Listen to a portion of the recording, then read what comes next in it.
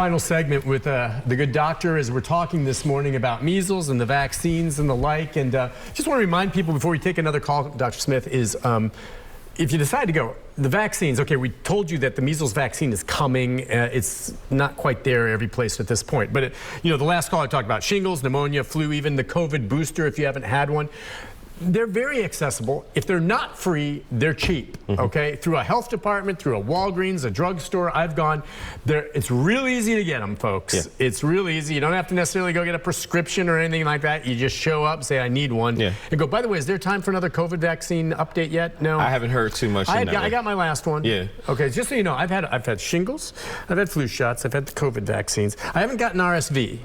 Yeah, you're not really quite at that window yet, Nick. Or pneumonia. But anyway, and I've had every single COVID booster. Now, even my own wife hasn't had them all, but I've had every single one, and I'm fine.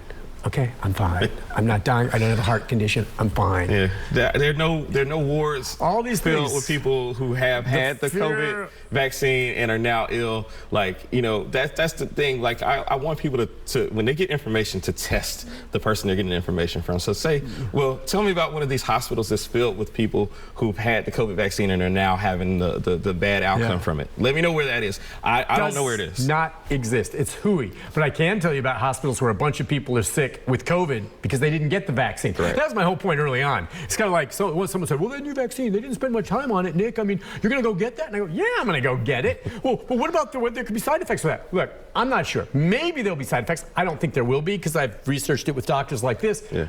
But I sure as heck know what's going to happen to me if I get COVID. So I'm going to take the vaccine. I mean, we live in an alternative universe. Does anyone have a brain? All right, let's go to Linda. Linda, good morning. Hi, Linda. Good morning. I am definitely one of those polio, sugar cube, back before 1957 people. And about in 2012, I went back to university to do some coursework for certification, and I had to have a shot to enter college again. What might that have been? I can't find my record at Vanderbilt to find out what I had. So for college, that's a great question, and that's like we were talking before the show about, like, medical students have to get those same kind of tests. So more likely than not, there are two boosters that we know we give to people, especially that age. One is the MMR booster for measles, so it's very likely that was one of them, and then the other one that you need every 10 years or so is the Tdap, which is like tetanus, diphtheria, and pertussis. Okay. Could be one of those. Those, and you definitely want, like, I have friends that are my age to step on rusty nails and things like that, and then you find out that your immune level to tetanus is lower than what you thought. And so we're usually pretty prepared to have like a really quick tetanus shot that you can get in the setting and then go back later to get that booster for that. But the tetanus, diphtheria, and pertussis usually lasts a little bit less time than the MMR. The MMR really was designed after 1968 or so to be lifetime. Oh, okay. So that window. Would I be protected still from a tetanus? I had stepped on a nail. I still remember it because I was terrified of shots, and I had to go get a tetanus shot as a kid. Yeah. Do I need to get a tetanus shot every 10 years? Every 10 years? Every 10 years. Would I don't think I've had one in years. That's that's the value of a good checkup. So, like, we just switched to a new electronic medical record at the hospital where I am. And one of the things that I really like to see when I'm finishing a note is it tells you the things that a patient is due for. I'm going to double check with my doc on that. Check with your doc. We usually keep really good records. Like, I know I'm really good friends with Miss Rana and everybody up in employee health. Yeah. So I know that I've had my Tdap in the past 10 years, but it's getting close to the time. I lined it up against where I had to get my license, and I've had to go get my new real ID. So I know it's about that time for me to get my Tdap. I'm going to check on that tetanus. I may step on another nail sometime soon. There's crap in my backyard.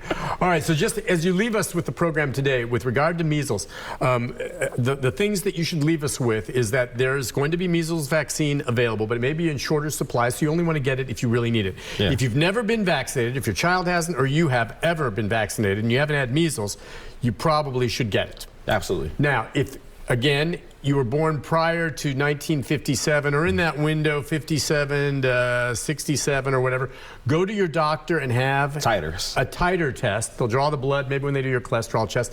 That will tell you whether or not it appears as though you have enough immunity from that vaccine to protect you from measles. Correct. And if it comes back that, oh, it's a little low, go get the vaccine. Correct. Now, you could say, well, I'll just go get the vaccine anyway, which I was saying until I talked to him and he said, look, Nick, there may be a shortage. And if there's a shortage and I have a strong titer, then I'd rather leave that vaccine for someone who really needs it. So I'm going to go get that titer test first. Awesome, to see. Nick. That's exactly That's it. just being responsible, because if I don't need it, I want it to go to someone who really does if they have a shortage of that. And I want to appeal to the community again. You know, I work at Meharry Medical College, the Meharry Medical Group, MeharryMedicalGroup.com. You can find you a nice doctor there. You can find you a doctor that you have a relationship with. You know, again, I don't want to take over your life. I like to see my patients as often as I need to see them, but if that's just once a year, if that's once every 6 months, whatever the case is, and establish a rapport, get some trust there. Everybody doesn't love me. I know, you know, me and you, we have a great relationship, Sure. Nick, but I'm not everybody's cup of tea, and that's fine. Find you a doctor that you like, that you can talk to, that will understand where you're coming from, have some understanding, some grace about, you know, what you know and what you don't know, and then from there, following that advice, or not following that advice, but recognize that when you don't do things for the community, you put other people, it's not you that you're fine, it's the people around you that you put at risk. That's the other part of it. Sometimes people I've heard say, well, if they don't want to get the shot, they can get it and die. And first of all, I don't want to see anyone die like that. But sometimes people make their choices. If it was just left to them and they're the ones that paid the consequences, as much as I'd hate it, because again, I don't want to see anyone get sick, that would be one thing. The problem is when you do that, it spreads to everyone else. It spreads to that grandmother that everyone loves who's weakened, and because you didn't get a vaccine, you passed it to her and she dies. Or a small child. So it's not just all about you. It's about the community around us and making sure everyone, not just you, but everyone stays healthy. Absolutely. I just wish people would think about it that way. But just leave the show and you're going to hear from people later today, oh, the vaccine. If they do, they're getting their information from the wrong people. If they have a problem with it, have them message me and we'll talk.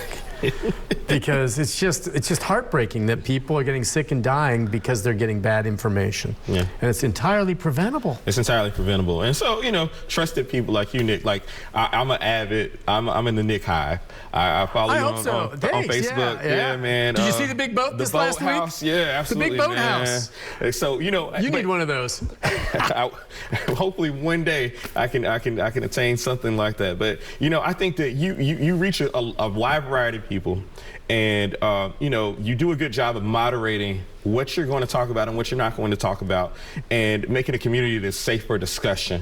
And we need to get back to that, where we can talk to people. I don't want to have the same ideas and the same feelings as everybody around me. Right. It's good to have some, you know, some mix in there, but I like for people to be informed. I like to have a conversation with people that are informed and ready to understand. So I don't want to change their mind. I'm not trying to convince people to think different, to think how I think. But like, I think we come away better when we understand each other. And so I'm like, okay, well, Nick, you love the Rolling Stones and I love the Beatles. And, you know, I have some appreciation for the Rolling Stones, but I'm more of a Beatles guy. You love the Rolling Stones, not so much the Beatles, but every now and again you'll listen to something.